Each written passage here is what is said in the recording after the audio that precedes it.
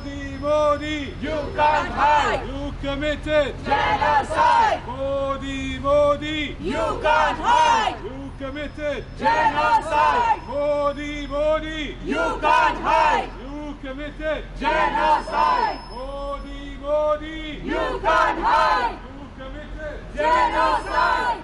Modi, Modi, You can't hide.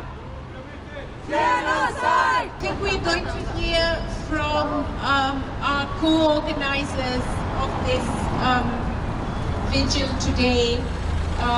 So, as you know, I'm from South Asian Solidarity Group, and the other organization which is called this vigil is Strive UK. So I'd like to call on Sagi from Strive UK. Thank you, Kalpana.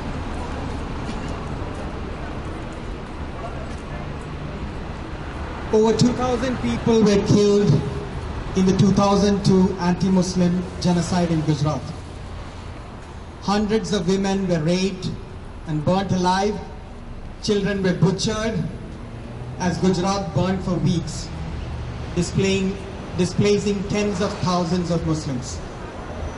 Prime Minister Narendra Modi was then the Chief Minister of Gujarat and led the state-sponsored, pre-planned, well-prepared genocide. 20 years later, things have not got any better. In fact, they've got much worse. As Modi and his fascist regime do the groundwork to enact their Gujarat experiments at a much larger scale. Global genocide experts and human rights defenders warn that India's 200 million Muslims are facing a dire and existential threat following genocidal calls by groups linked to Modi's Hindu-supremacist government. I don't think we really understand the gravity of the situation.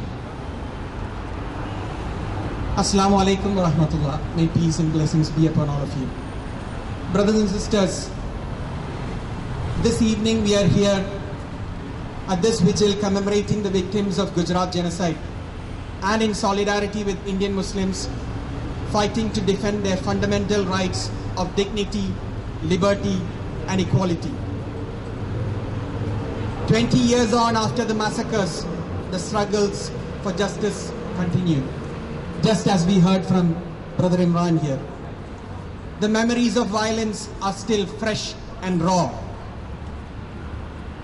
Azhar, the 13-year-old son of Rupa Dwara Modi of the Gulbarg Society of Ahmedabad, Gujarat, is still missing.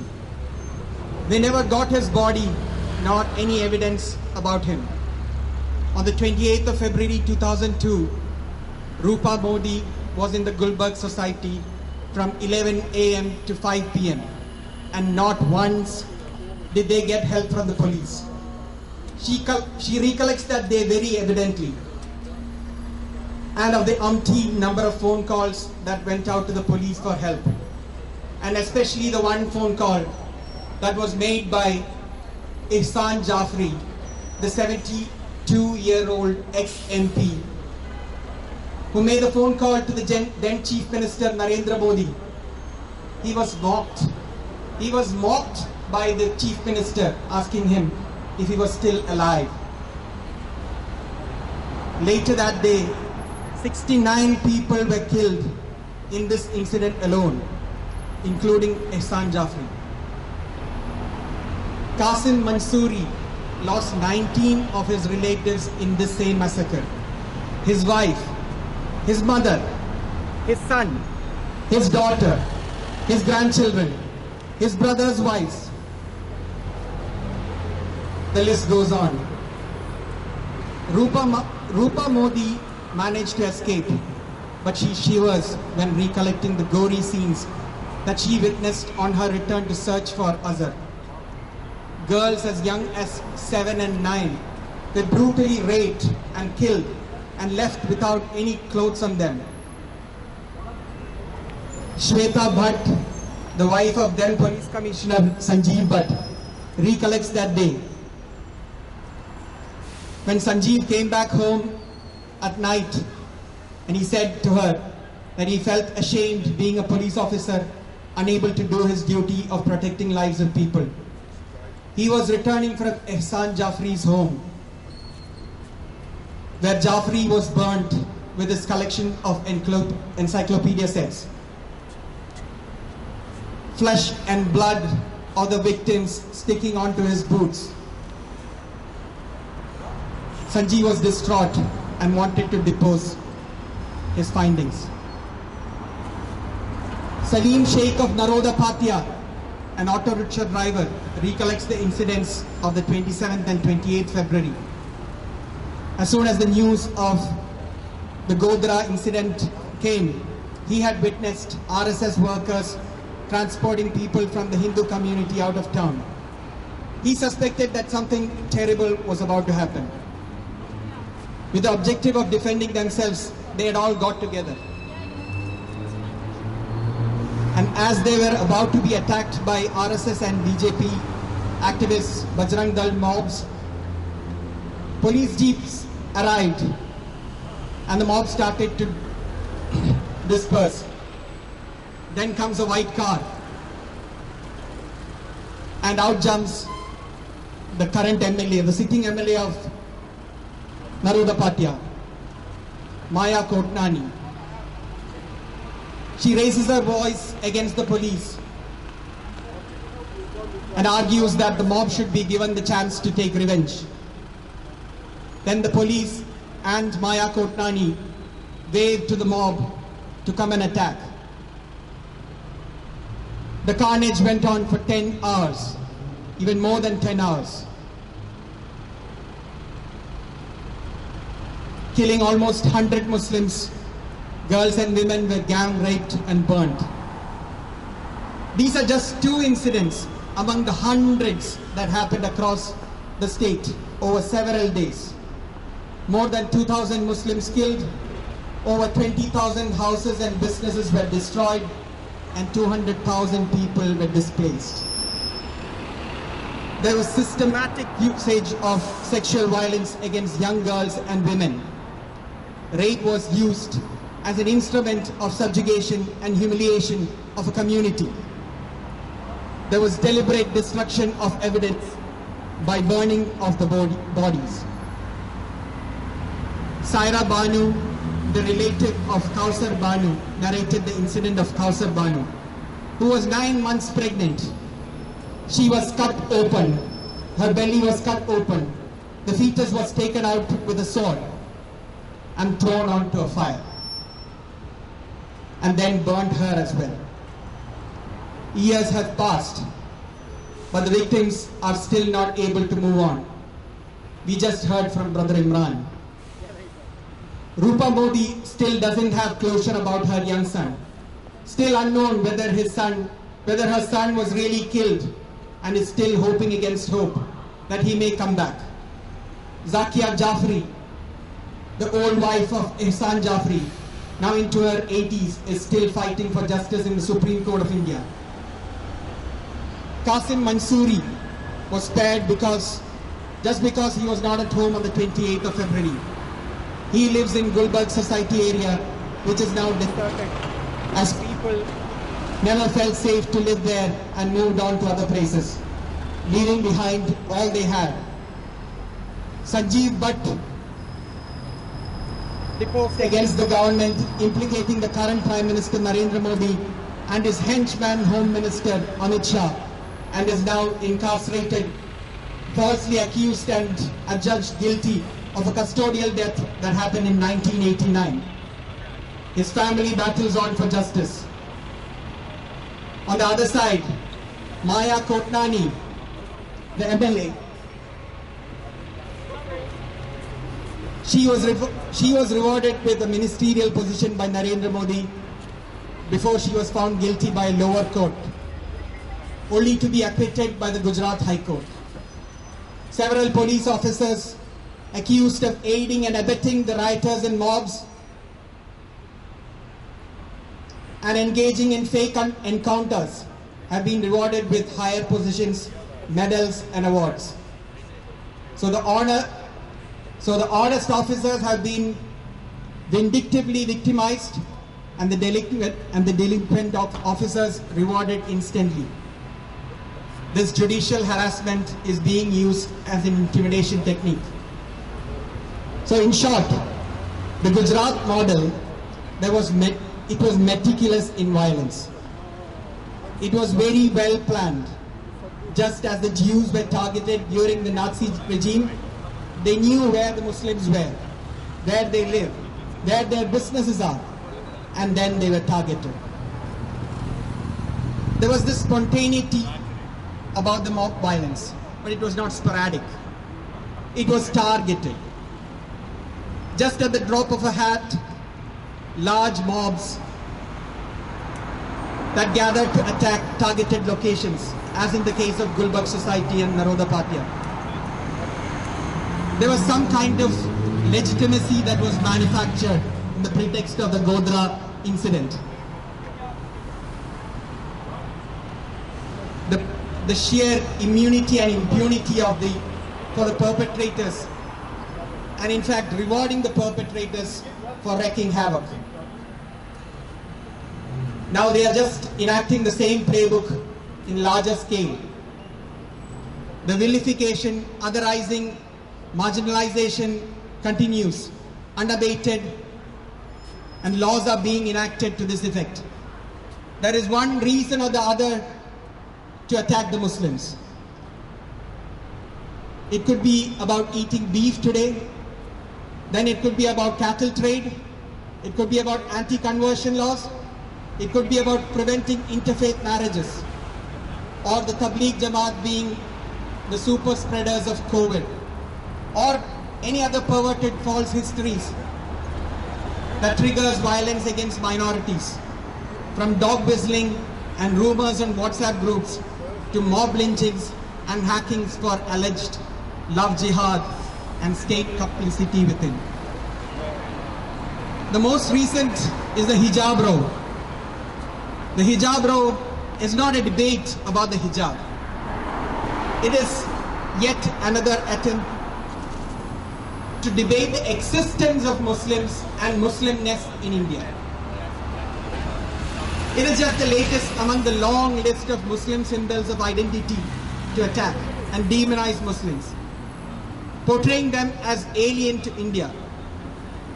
A BJP MLA in Uttar Pradesh, which is now is in election right now, he was boasting that they've now got rid of the hijab. Soon it will be the skull caps. Today it will be the hijab, tomorrow it will be the skull cap, and then it could be the beard, it could be anything. This stems from their supremacist ideology that BJP follows. Prime Minister Narendra Modi often quotes his ideologues. Golwalkar, in his We and Our Nationhood, he says, the foreign races in Hindustan must either adopt a Hindu culture and language, must learn to respect and hold in reverence Hindu religion, must entertain no idea but those of glorification of the Hindu race and culture, and must lose their separate existence to merge in the Hindu race, or may stay in the country wholly subordinated to the Hindu nation, claiming nothing, deserving no privileges, far less any preferential treatment, not even citizens' rights. Don't wait for the genocide to happen. Now is the time. We have to act now. They want to push us out of India, do a genocide, and everyone will keep watching. Now is the time to act. To the Hindus, the majority in India, this silence is a bit too much. Even on the calls for genocide in Haridwar, we haven't seen anyone speak up against that, whatever parishad it was. The silence is deafening. To the Muslims, we have only one thing to say. The Prophet ﷺ, he has taught us, raising your voice in front of a tyrant, that is the best form of jihad. The struggle. Kalimat haqqin in the Sultan in Jahir. Raise your voice in front of the tyrant. That's the best form of struggle. Thank you.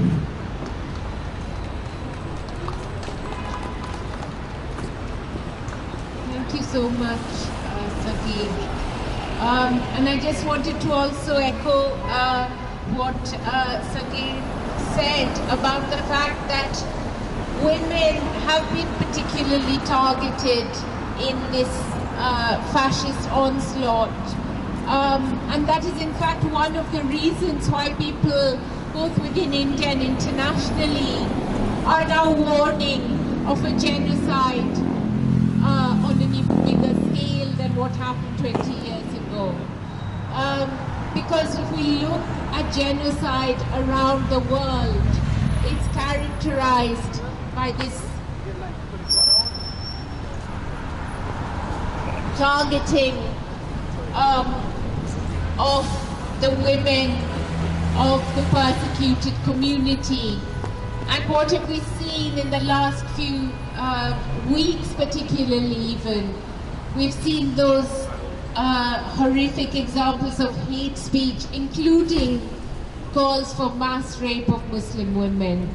We've seen Muslim women who've courageously spoken out, who've challenged the government, challenged the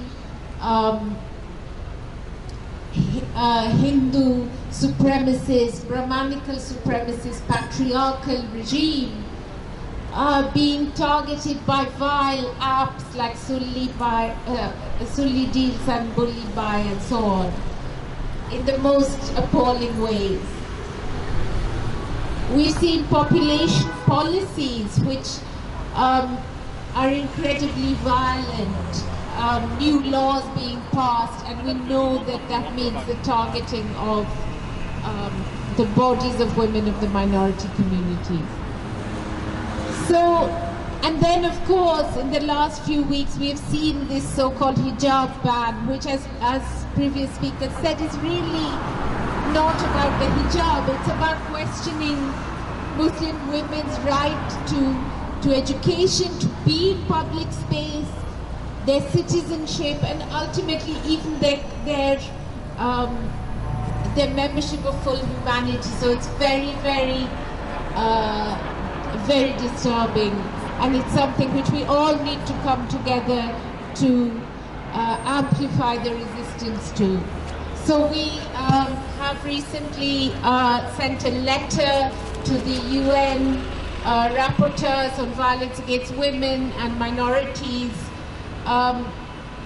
highlighting this targeting of Muslim women in India and calling for an investigation. So please do amplify that, please do support that, and please do follow our organizations, because this is of course only one of many of the protests and events that we're having.